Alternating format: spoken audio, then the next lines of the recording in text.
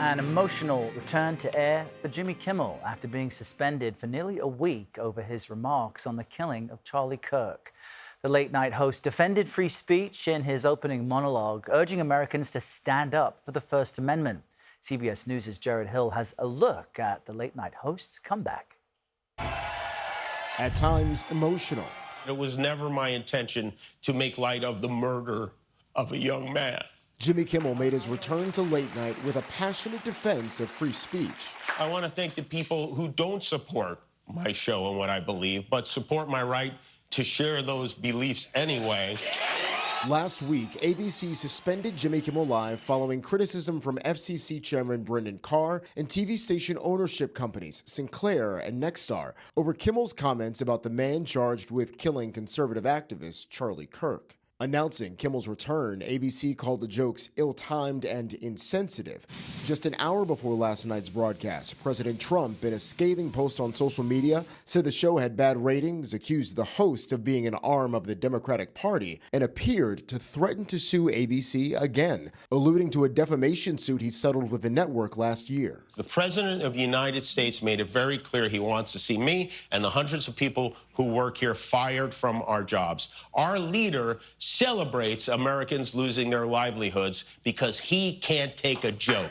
Charlie Kirk's supporters expressed disappointment over Disney's decision. I can't believe they're letting him back on the air. People in the audience called the atmosphere electric. I felt like he spoke from the heart, he was honest, and he said what we were all thinking. But millions couldn't see the show, with Nexstar and Sinclair preempting Jimmy Kimmel Live, blocking it from nearly a quarter of American households. Jared Hill, CBS News, New York.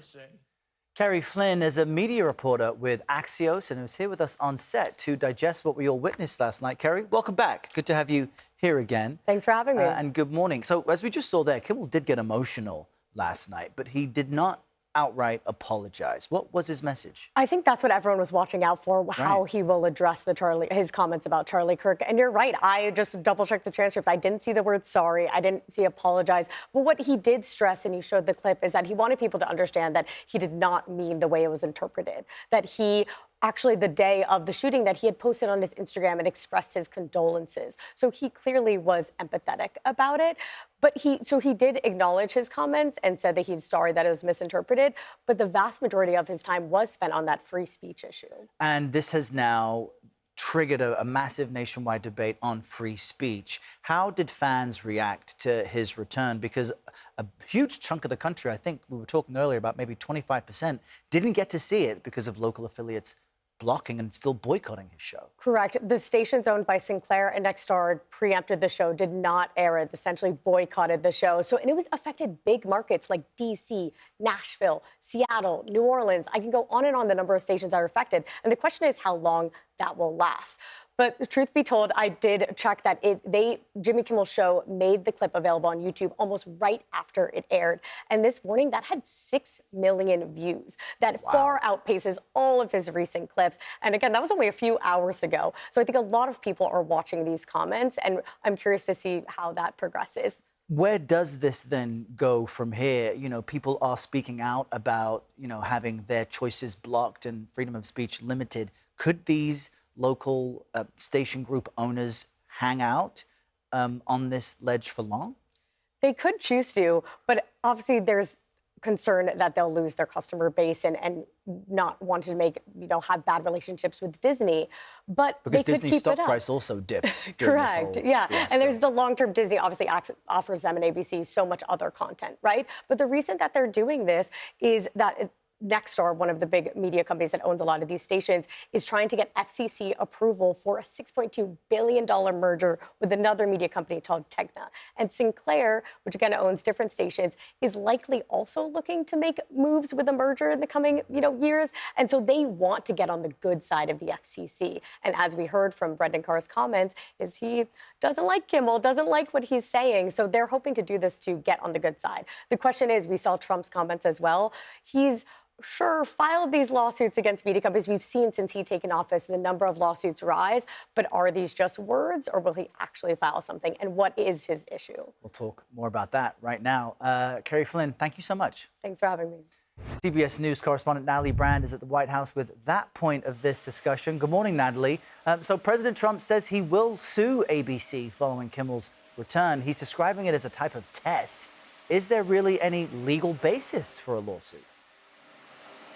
Well, that's really the outstanding question. Will he and his administration move forward with that on what grounds, given First Amendment protections? But it really continues, Errol, this pattern of threats and, pressure on media companies he doesn't like. Here's what he said on social media, accusing Kimmel of being an arm of the DNC, saying that would be an illegal campaign contribution. Let's test ABC out on this and see how we do. And he also referenced his last lawsuit against the company. So we're really continuing to see the president trying to test boundaries. But it's going to be really interesting and telling to see and hear what FCC Chair Brendan Carr does next, especially given the intense pushback he faced for appearing to put pressure on ABC affiliates following Kimmel's initial comments saying we can do this the easy way or the hard way. That comment outraged even some Republicans who said, it flies in the face of the First Amendment, Errol. Yeah, and Natalie, as we chat, we know there's always important groundskeeping work happening on the White House North Lawn there in the mornings, which is always nice. But President Trump is also shifting his stance on Russia's war in Ukraine. Tell us what he's saying about that now. Yeah, this is really significant. He made some new comments following an hour-long meeting with Ukrainian President Volodymyr Zelensky on the sidelines of the UN General Assembly. And here's what he said. He says he now thinks Ukraine, with the support of the European Union, is in position to fight and win all of Ukraine back in its original form, saying that that will come with time, patience, and financial support of Europe and NATO. He also went on to say, that Putin and Russia are in big economic trouble and saying it's time for Ukraine to act. Here's more of what he said about this apparent shift with French President Emmanuel Macron during their meeting yesterday. I really didn't feel that way. Let them get their land back. It's been a terrible war. It should have ended, and Russia should have stopped it. But they've been 3.5 years, and they've gotten not so far. So we'll see what happens. But the other side can fight too, and they've proven that. Maybe it could be that Russia's a paper tiger. Now, recall that earlier, the president said that during these ceasefire negotiations, it was likely that Ukraine was going to have to give up some territory that it had lost. Now, Ukraine's President Zelensky, speaking to Fox News, said that, he was a bit surprised by this shift from the president, but that they now have a closer relationship. And he says the fact that Russian President Vladimir Putin has been lying to Trump, has really helped his cause and brought them closer, Errol. All right, Natalie Brand with the latest from the White House. Thank you, Natalie.